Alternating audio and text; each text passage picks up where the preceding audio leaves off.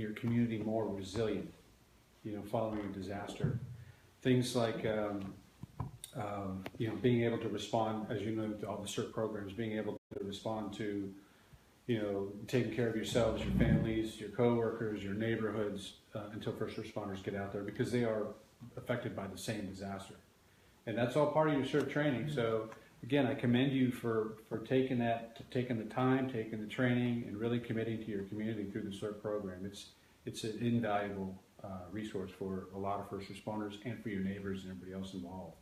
So again, really thank you for that. That's huge. Thank you. Now, what we're going to do is talk about the community warning system. The system is, have you guys heard of it at all? Yeah. Okay. Sorry. You heard the We sirens, heard it right? every Wednesday. Right. The sirens are a piece to that puzzle, right, of alerting. Those sirens are to grab your attention. People hear the sirens. What's the first thing they do when they hear a siren? What are you supposed to do when you hear a siren? Turn on the radio. Right? Turn on the radio. Close your doors, close your windows. Close doors, windows. You want to shelter in place. Right. Right. We'll talk a little bit about that, a little bit later. But the majority of people want to run outside and see what's happening, Right. or they get on the phone, trying to call around to find out what's happening.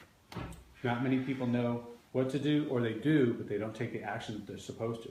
Because curiosity and the fact that we haven't activated the siren since 2012, right? So it just doesn't happen every day. So yeah, the sirens are a piece.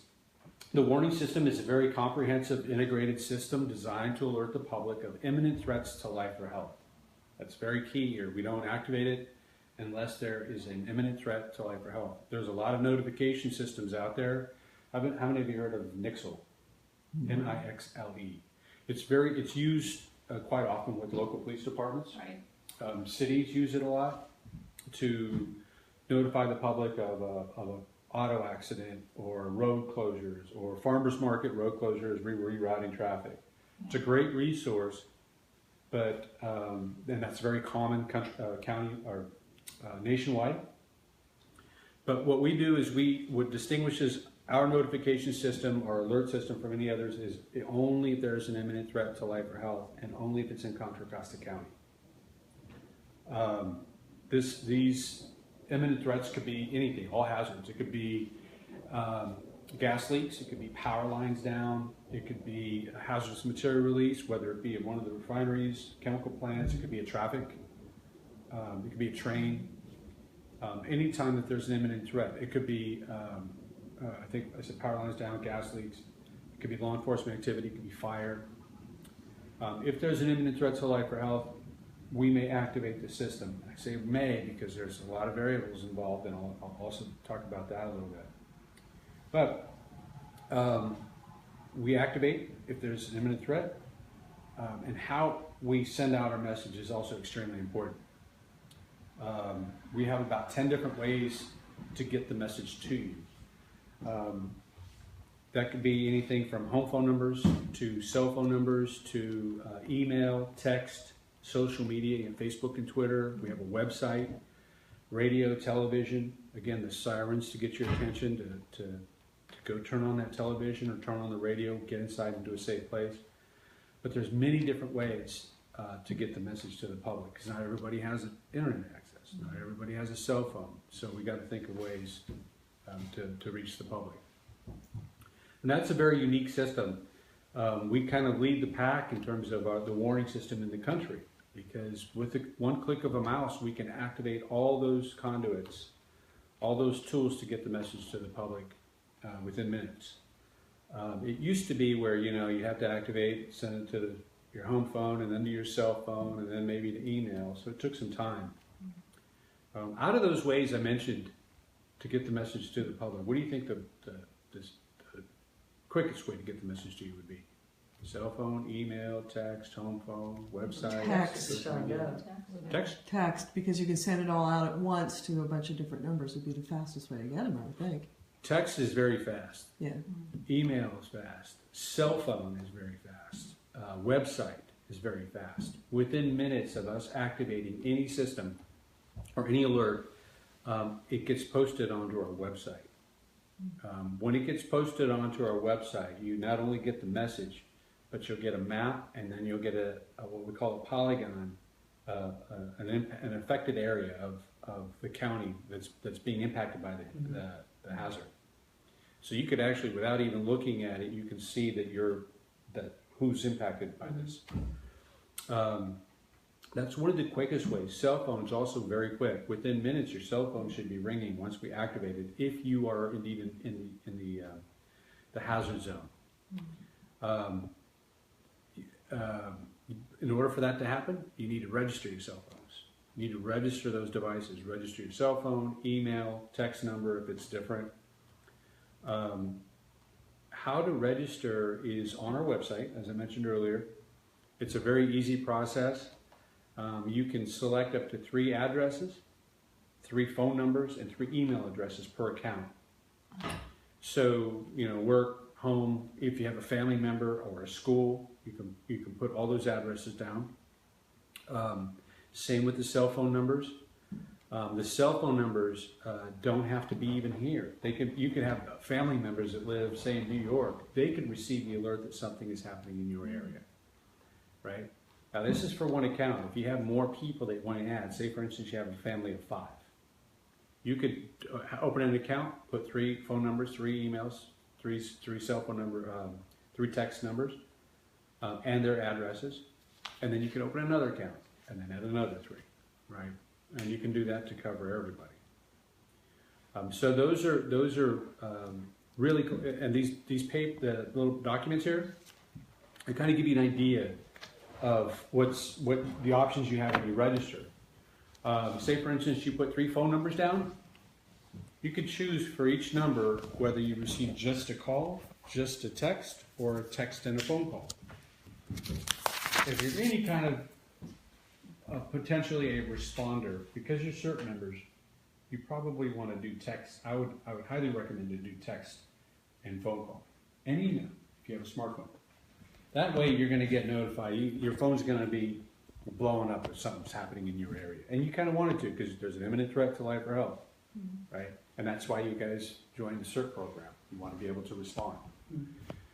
So even if you're at a workplace where you can't have your cell phone on, I mean, you can leave it on buzz, it's going to buzz. Our system is designed that if you don't answer your phone or we get a voicemail, we're going to call you back 3 different times every 10 minutes because we're trying to get a hold of you. But we'll also leave you a voicemail. We'll also send you a text. That text message, because of the limited characters, won't take the whole message, so there'll be a headline. The evacuation orders for such and such street, the crossroads.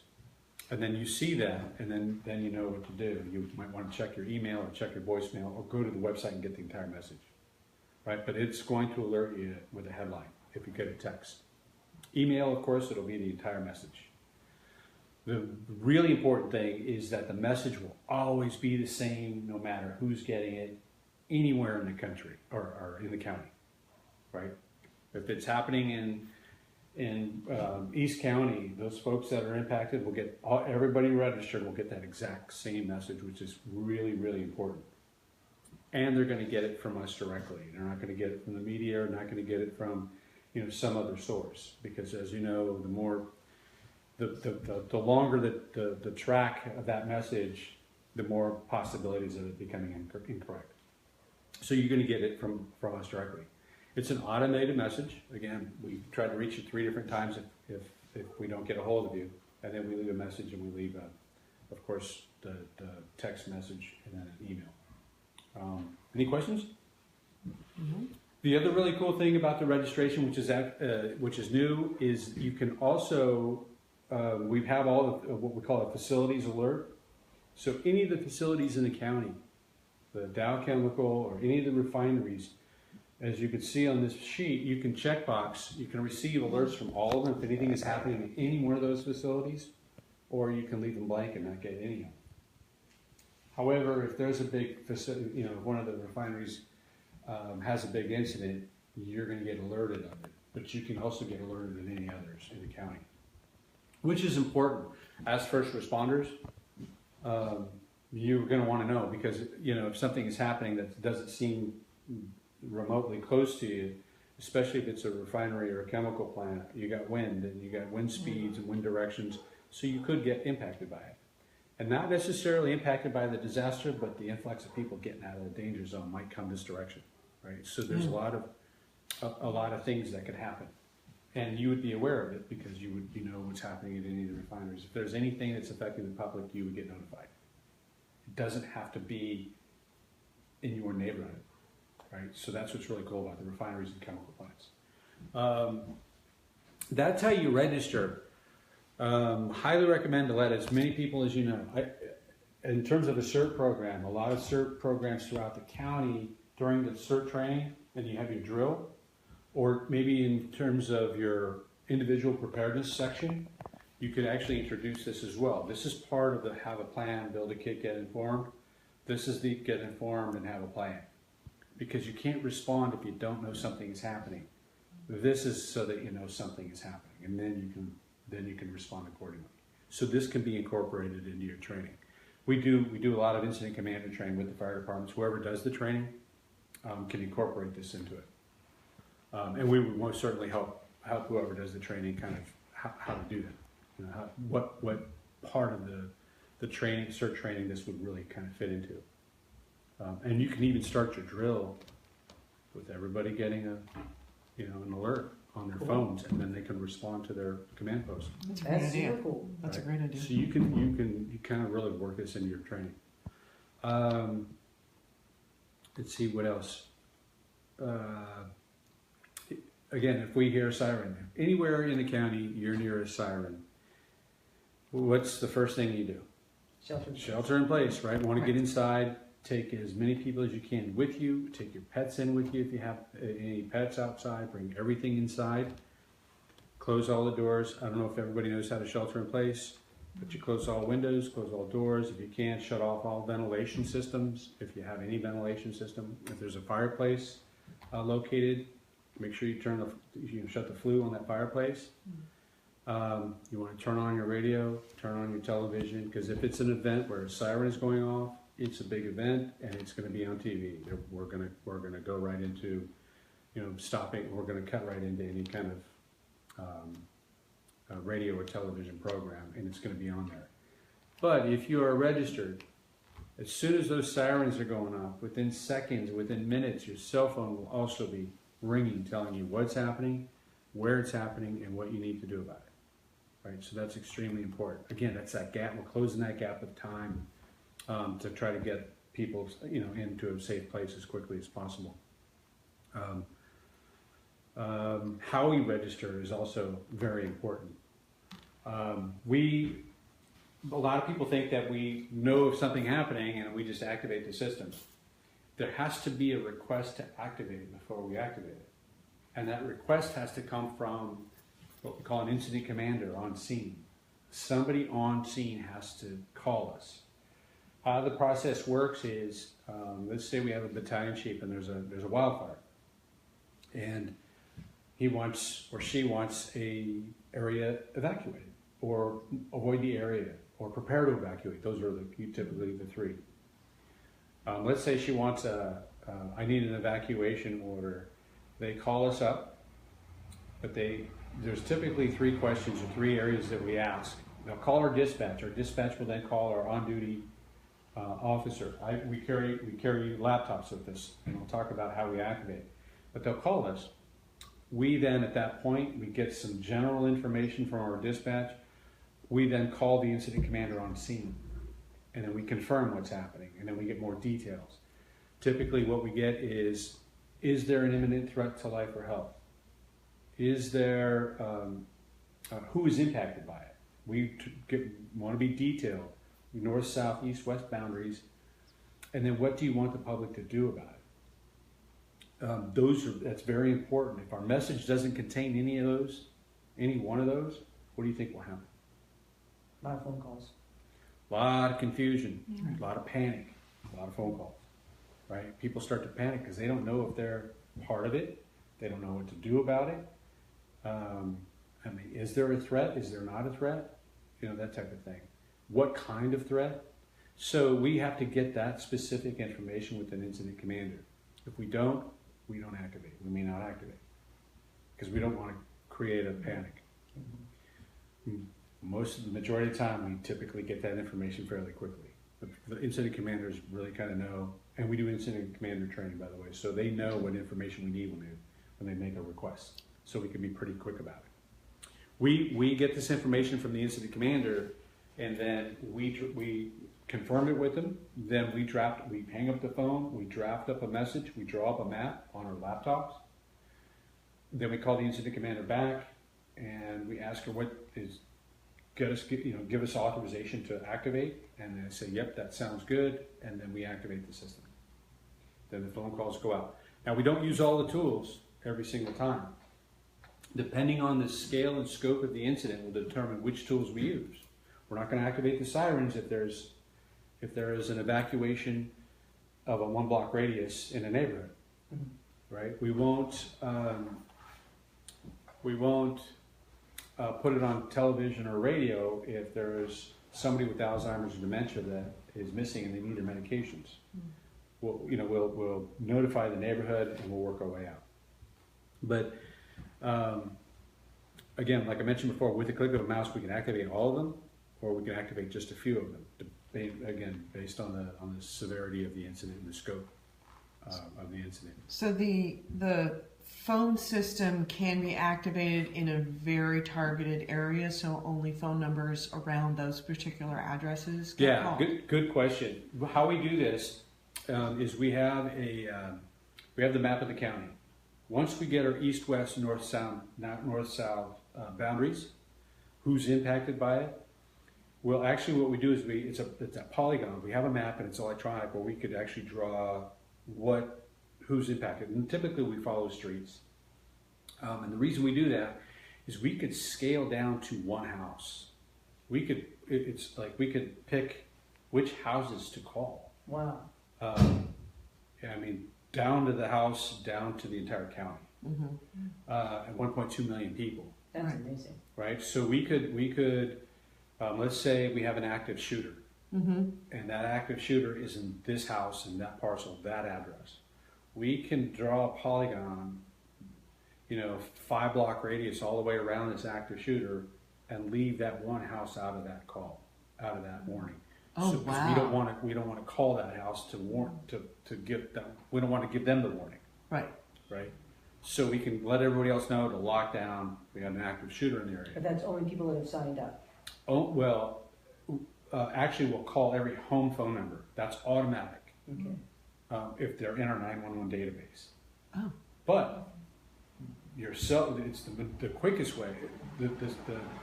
I didn't cover this, but the slowest way to get the message typically is your home phone number. And the reason for that is it's a very antiquated system. Most people don't answer their home phone. They don't answer it, or they're not home. If something were to happen right now, we wouldn't get the message. Very slow, we would leave a message at home, but we still wouldn't get it. That's why it's extremely important to do your cell phone, email, and text in this day and age, because that's the way everybody gets there. I know in the past there were some issues with the automatic phone system call where there was a large delay. And with the warning system? With the warning system home phone calls. And that the system came out of the East Coast, and that there was some sort of mix-up in the past with the computer system. Was that? With the warning system? Yeah. 2012? We talking about the 2012? I think it was 2012. Yeah. Okay, and we'll talk about that. Mind if I grab a water? Go ahead, please do. Yeah. Kristen, you want one? No. Yeah, in 2012, I wasn't here, but I've done a lot of research. I've researched what had happened and what the issues were. It was a big stink. A lot of people. Oh, it was a very big stink, right. Especially here. Right. So that system back then. Let's think about 2012. Our main conduit to get the information to you was your home phone number. Right. Again, some people didn't get the message. Some people were on. A lot of people were on the phone when we were trying to call them. Right. Really slow. Our system was designed to call you back, but they were on the phone for a long period of time. So it kept, some people didn't have voicemail back then. They had an answering machine possibly still. We didn't have technology like it is today where we had text message and you couldn't get, text message and your email and the whole bit all on your phone. So we were very limited in terms of ways to get the message to the public. Now, the only way the primary way was your home phone number. Again, it's a very antiquated system. Here's how, in a nutshell, how this kind of works. So say this whole neighborhood, the phone calls go through a box, right? Our system can get our phone calls out, but the important piece, which we don't have any control over, is the track it takes to get to your house. We can fire it off and it's gone out of our system. Then it goes to this box in its neighborhood, right? And then, because if we're sending thousands of them, you can't overload the system. So what happens is they go into this box, and then this box sends them out in batches to people's houses. So it sits in a queue. They Right. sit off- Yeah, okay. basically, to clear it so that it doesn't overload. Right. So you may get the call in one block, and then maybe 5 or 7 minutes later, you might get the call and you're only 3 blocks down. Mm-hmm. Right? So it sends it in batches based on the number that it's calling.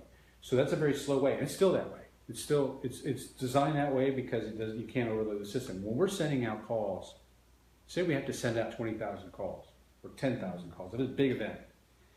And people don't answer their phone. Guess what? Remember I said we have to call back? We call back every 10 minutes 3 different times. So guess how many calls we really have to make? Right. Because people didn't answer it, or we got a voicemail, or we got a busy, somebody was on the line and didn't go to voicemail. So all of those things are into play. The slowest way is that home phone number. We're not there. It's a slow way to get it, and that's what happened in 2012. That's one of the things that happened. There was some other issues with that particular provider as well. They tested it, but they didn't. It basically dropped a lot when it was happening right during the event.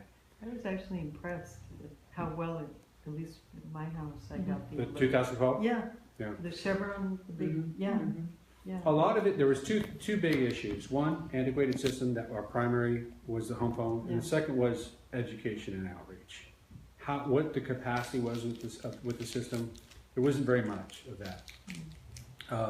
People just assume we have a warning system and somebody's going to call me when something bad happens. But when something big like that happens, again, we may know that to shelter in place when you get the call. Most people, I would say a lot of people who live near a refinery know that when they hear a siren, they're supposed to go inside. But do they take that action? A lot of times they don't. A lot of times they hear that siren and they'll run to the door, or they'll run out to the street and they'll look to see what's happening.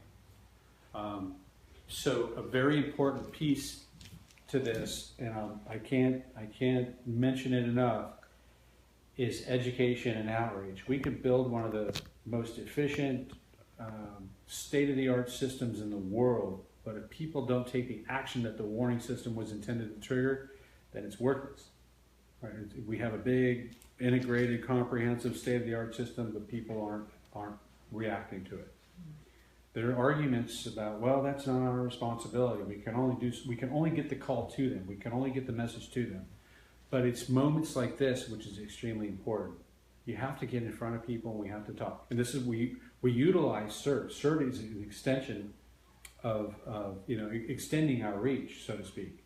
Because you're learning this, you're training other CERT members, you're training your communities, you're getting the word out, they're getting registered, they're getting brochures. That's absolutely huge. It wasn't happening as often then as it is now. We've given 52 presentations this year alone, and I think I've given 40 of those. Wow. Just to date, just trying to get people educated on what the system is and to spread the word and incorporate this into your CERT trainings. Mm-hmm. CERT's, again, a very valuable resource in terms of response, in terms of education and outreach. But that was the biggest problem, was in 2012. Home phones mainly, and then the system didn't operate up to par. We have a new, actually this is the second provider since 2012. They're called ATHOC, A-T-H-O-C, Department of Defense, the military base notification system globally, so they're really good at what they do. Mm-hmm. This is, the Contra Costa County is their first community warning system. So they're taking a lot of information from us about, there's certain military notification that you can't use for the public. You can't go and tell the public what to do. Military, they blast it out, they have to take, they gotta take that order. Here, the public, you can't make the public do that. You can only educate now, you gotta kind of change the messaging, so to speak.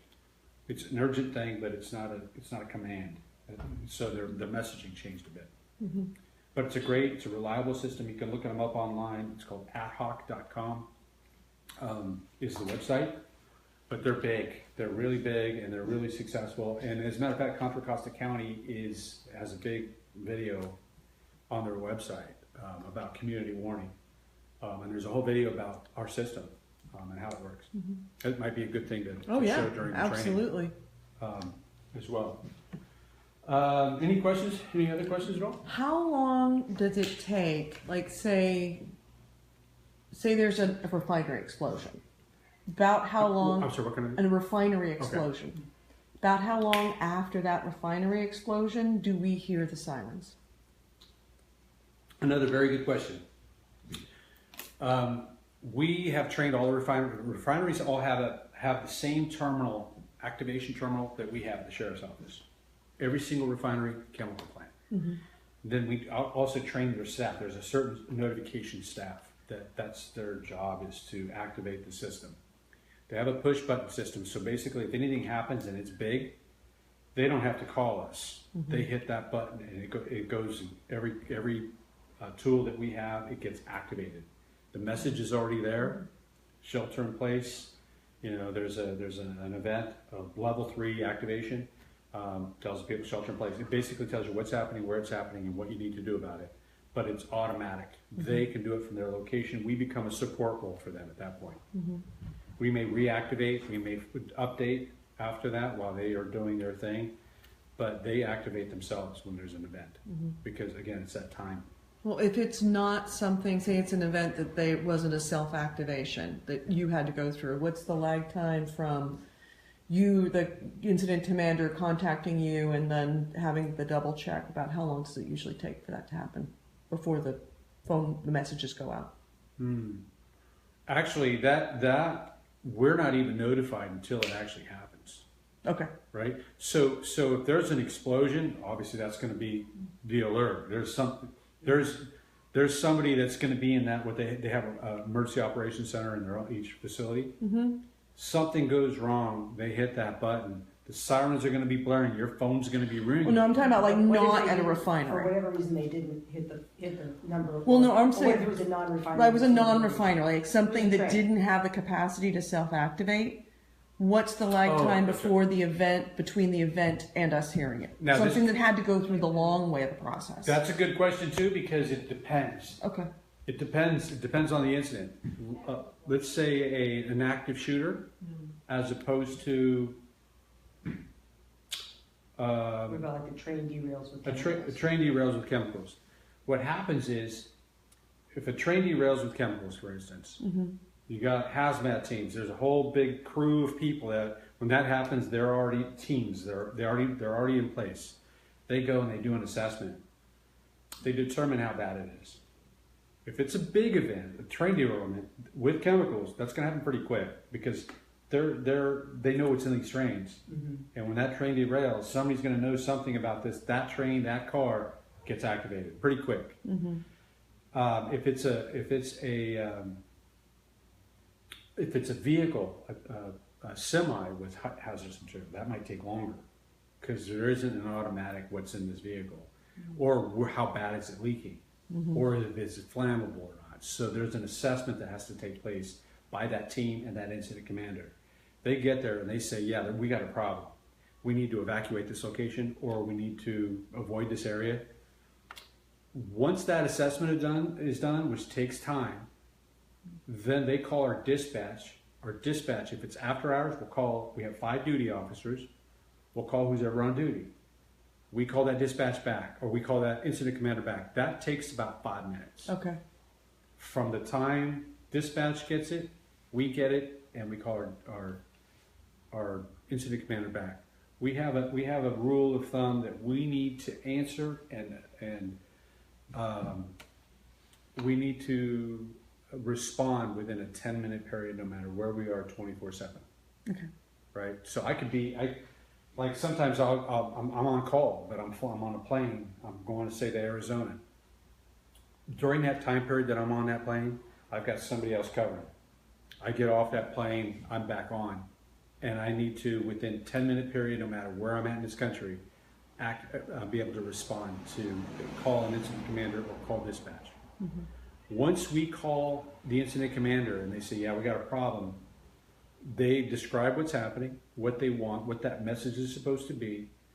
We hang up the phone, draft up a message, call the incident commander back.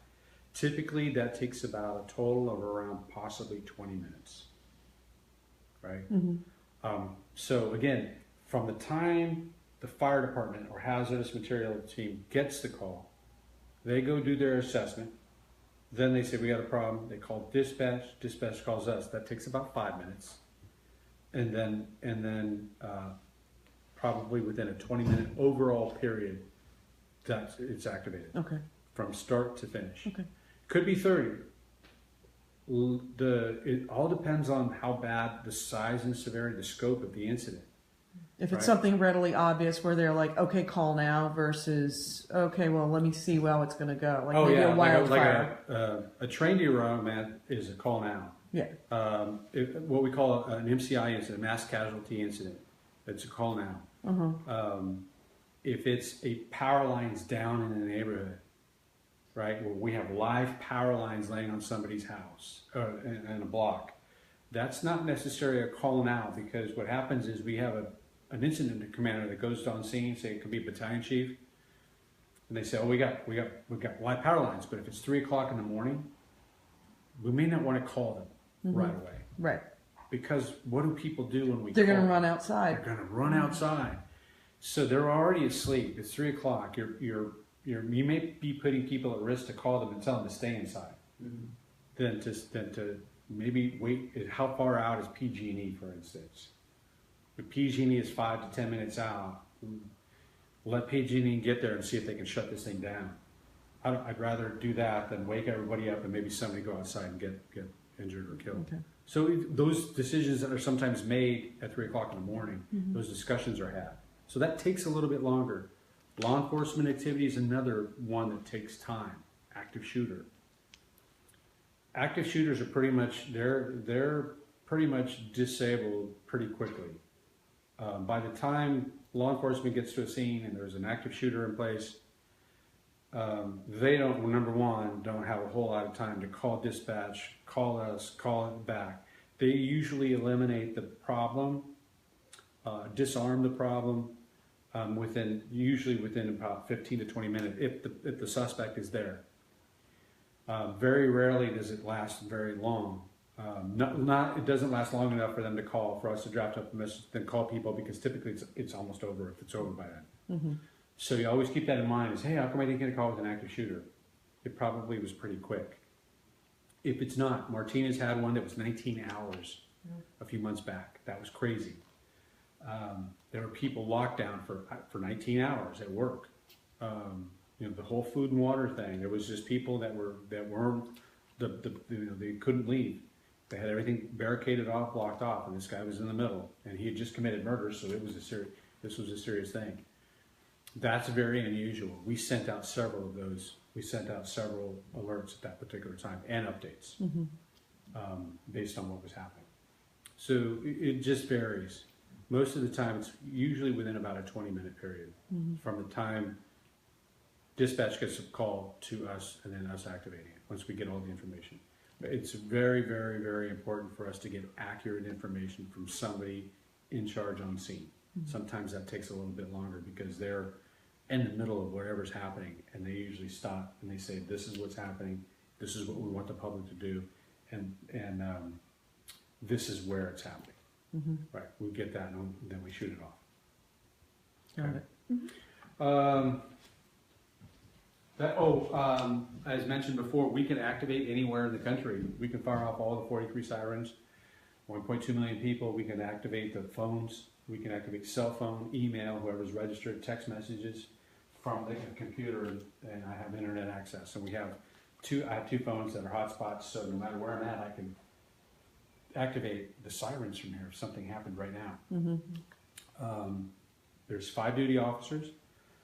We do have 24/7 on call, sometimes once or twice a month. We rotate, and again, if I'm on vacation in New York and somebody is on call, big earthquake happens, and he doesn't have internet access is a big problem, he can call me in New York and I can activate it from my location. Right, so we have that backup, and the refineries can activate on our behalf, and we can activate on their behalf. So we have all of that capability as well. A lot of redundancy. Yep. Yeah. Very, very much so. An example would be too. I think it was I was on 680 driving from I think Antioch to Fairfield, and they get a call. There was a wildfire in the Antioch area. And they wanted to, very complicated, I had to pull over to the side of the road, and they wanted an evacuation in one neighborhood and a couple of blocks, and they wanted to prepare to evacuate in another few blocks, and then they wanted to avoid the area in another area within the same neighborhood. Mm-hmm. I'm on the side of the road, and I had my laptop and my hotspot because I had no the internet. Right. And how do you activate the system and not confuse the public by prepare to evacuate, and avoid the area in the same area? Right, so, and then of course, the incident, that's what I need, and they hang up. And so I'm trying to figure out, okay, how do I not confuse people and get people to prepare to evacuate when they're supposed to evacuate? So I had to do 3 different messages and be really precise about what houses are going to get this message. The only issue, the only problem that could have arose there was that they may not be in their house and get the message on their cell phone because they could be at a neighbor's house in the area that's supposed to prepare to evacuate. So their neighbor may get it prepare to evacuate, and they live two blocks down. We're supposed to evacuate. Mm-hmm. So it's that we couldn't do anything about that other than the fire department was there, the law enforcement was there knocking on doors trying to get people out. We had to try to reach them somehow, even if they weren't home. Yeah. Our goal was if you were at work, you still would get the message to evacuate or prepare to evacuate or avoid the area, so you wouldn't go home. Right. And that's extremely important for us as well, is to reach the people that weren't in the area that still got that were still registered to receive the alert. So if we get a message on our phone, that message is tailored to us, and if we happen to be at the neighbor's house and they get a different message, it's not unheard of for 2 people to get a different message. Or one gets it, one doesn't. Or one gets it and one doesn't. Right. You could be across the street. Right. Your neighbor can get a call and you not. So do what it says on your phone. Right. If you don't get a call and you're at your neighbor's house 2 houses down and they get the call, do whatever's happening where you're located. Right. With your neighbor. Right. Because that house is impacted. Right. Your house, 4 houses down, 3 houses down is not. Okay. For whatever reason.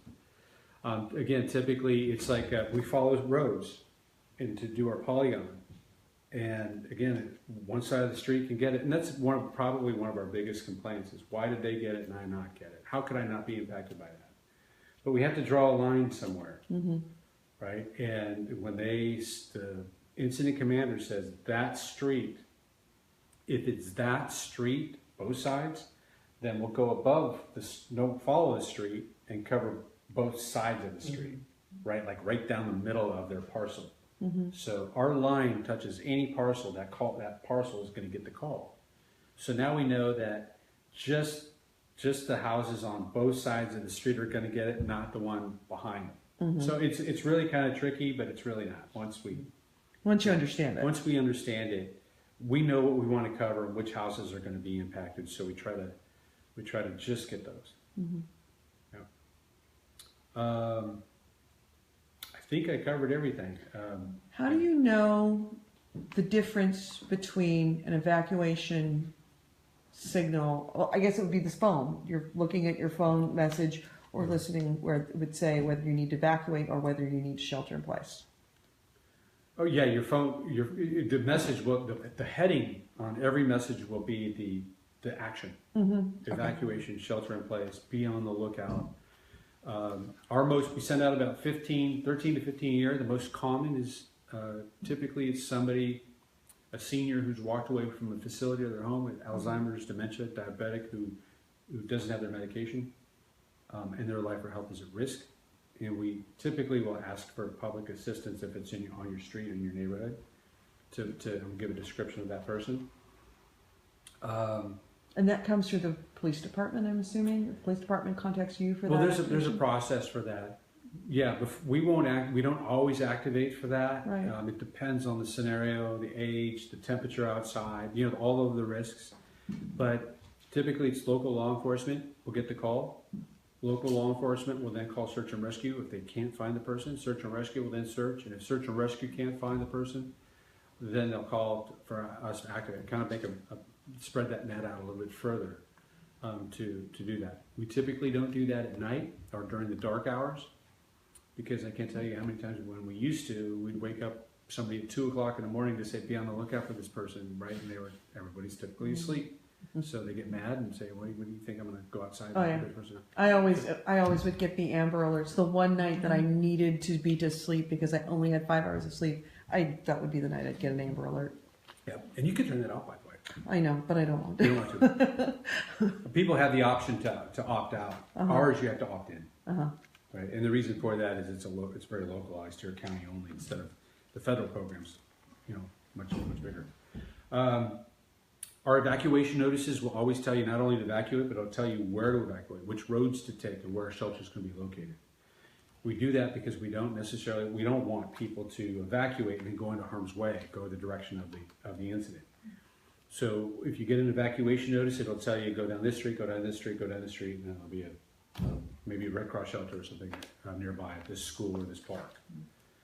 So that's also something that we'll do. Try to be really precise and very short and to the point. And there'll be other resources. Go to the website, the most important thing. And any question whatsoever, if you suspect something is happening and you didn't get a call, or you don't have your phone with you, or you see a big plume of smoke and you didn't get the call, go to the website. The website, if we've activated anything, missing person or a huge event, everything will be on that website, on the homepage. And it shows the polygon, right? It'll show the polygon. Okay. It'll show you where it is. It'll show you the entire message.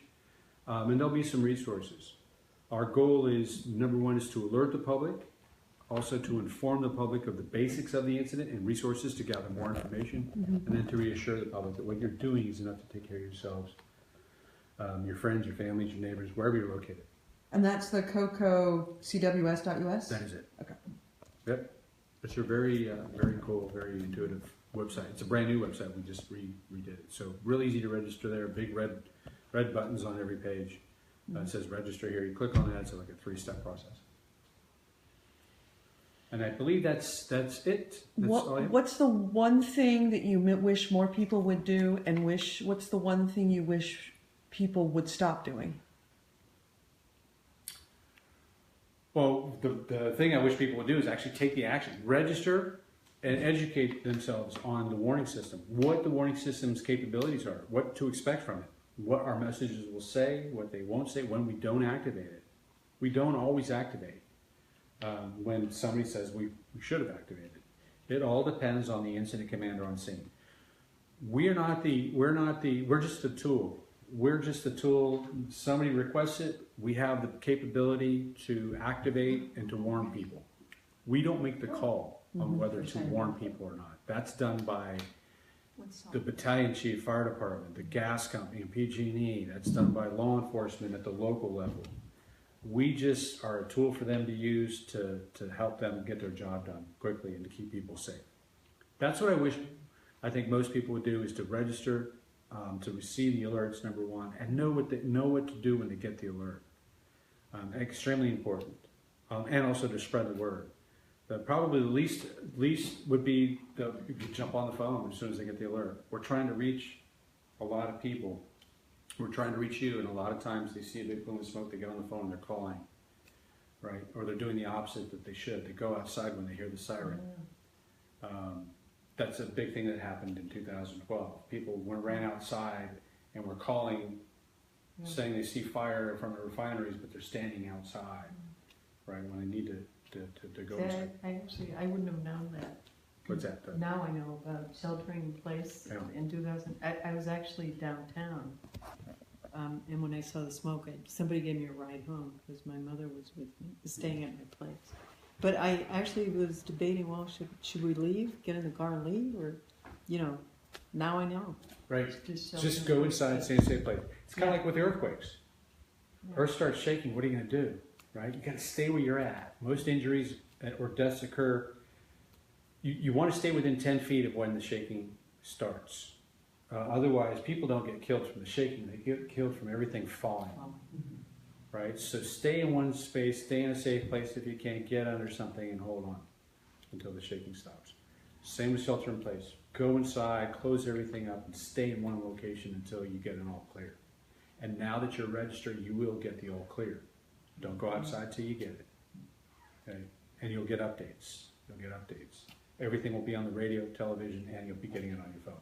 What station should we listen to? What is it? KCBS. KCBS, thank you. KCBS. Which is 740. 740. 740. Yep. The TV thing will be every station. It'll be big. They call that the emergency alert system, the EAS system. That just breaks right into everything, and we're plugged into that. Mm-hmm.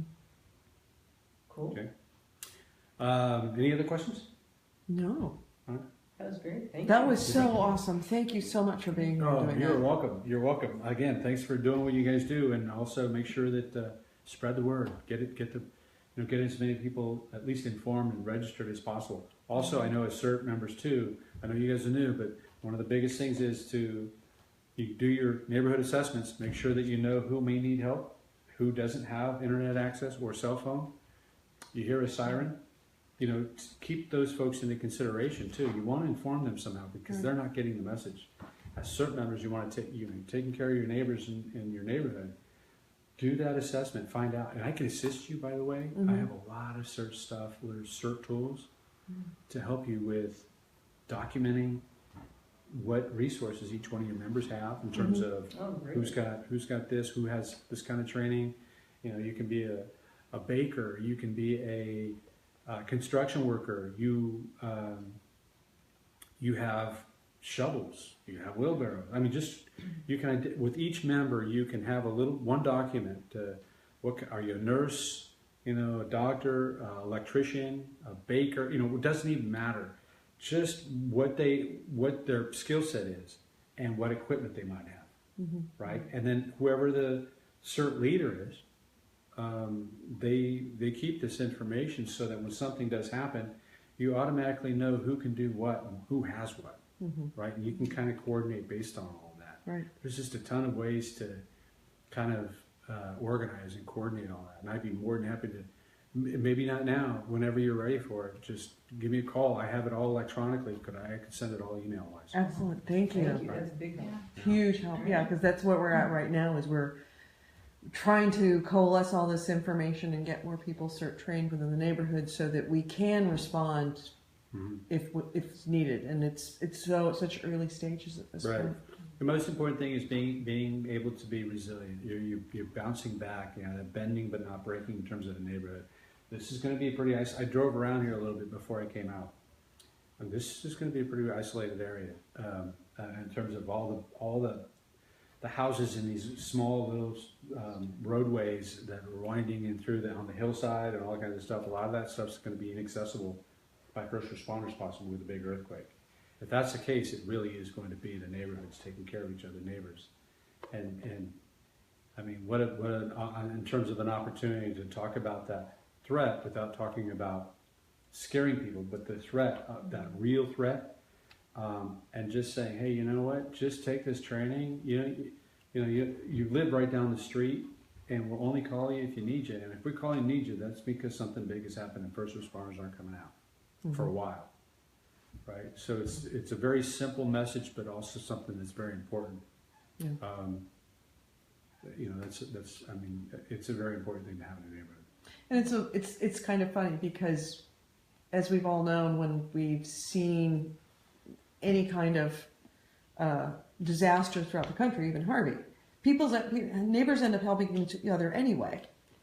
It's not, a lot of people will say, well, I don't want to take CERT training because I don't really want to be a first responder. It's like, sweetie, we're all going to be first responders. And it's just no whether longer- you're going to have the training or And I'm not. going to tell you something. There are two issues. There are two things I've seen in my lifetime where the masses. I mean, you're talking tens of thousands of people come together. One is a natural disaster. Mm-hmm. It doesn't matter what political affiliation, what religious, what color you are. It doesn't matter any of that. What nationality. When something happens, people are almost willing to die to help somebody else or bring somebody into their households or take care of them. This is a perfect example with this. I mean, masses. You're talking tens of thousands of people. You see it a lot in the Midwest with tornadoes. Those people are used to the tornadoes. They hear the sirens, but when it's over with, the people come out of the woodwork. I have several friends. I used to work for the Red Cross. I had a state position out in Oregon, Southwest Washington, so we did a lot of training for shelter operations. And I traveled a lot internationally. The Nepal earthquake, been to South Africa, helped with their wildfires out there. You see people that, doesn't matter, natural disaster, they're out and they're responding, trying to help somebody, and they're risking their own lives to do this. This is the importance of CERT. And the other one is a sporting event. You have 72,000 people at a football game, and their home team wins the winning touchdown with 2 seconds left in the game. The masses are like, you're my best friend because you're standing next to me. The same thing. Doesn't matter what political affiliation, what color you are. We're all religion Giants you are, fans. right? You're cheering and you're hugging each other and you're celebrating, and there's just not a better feeling. Mm-hmm. It's interesting that it's those two events that I've seen where humanity, everything comes together and people are willing to celebrate, or they're willing to risk their own lives to save another human being. Right, so it's not a matter of right now I don't want to be a responder, but typically when it happens, everybody kicks in because it's just the humanness of it in all of us. Yeah, and CERT just gives you the tools and the training to be able to do it well and safely. Safely is the most important. You do it safely. You don't want to be a victim. You know, you don't want to be another victim of this incident, especially if you just get some training. And there's one other time that people come together like that. What's that? Hot craps tables. When you're on a hot craps table, everybody standing at your craps table is your best friend for life. Of course, especially when you got that big. You're hugging each other and crying, and you can't believe it. Yeah, exactly. Or the slot machine. Yeah, the slot machine. You win thousands of dollars. You hear the big So buzz, everybody's your runs friend. Everybody runs the slot machine. Yeah. Well, thank you very much for having me come out and have Thank you a short so discussion much. with you about it. Any questions whatsoever in terms of the warning system, in terms of preparedness? I do a lot of it, individual and family and business preparedness. So if we workplaces, we come out and we have discussions about how to prepare your business, at least in terms of how to become more resilient at work. Schools, we do a lot of schools, school staff, parents at schools. So any of that, give us a call. We'll try to accommodate whatever they may need or whatever you may need. Okay. In terms of CERT, let me know. I've got a lot of resources. Excellent. Great. A lot of tools for you guys to use. Thank you, You are welcome. so much. And again, that email, I'm going to show it one more time. That's the website. www.cococws.us. Thank you. You're welcome. All right.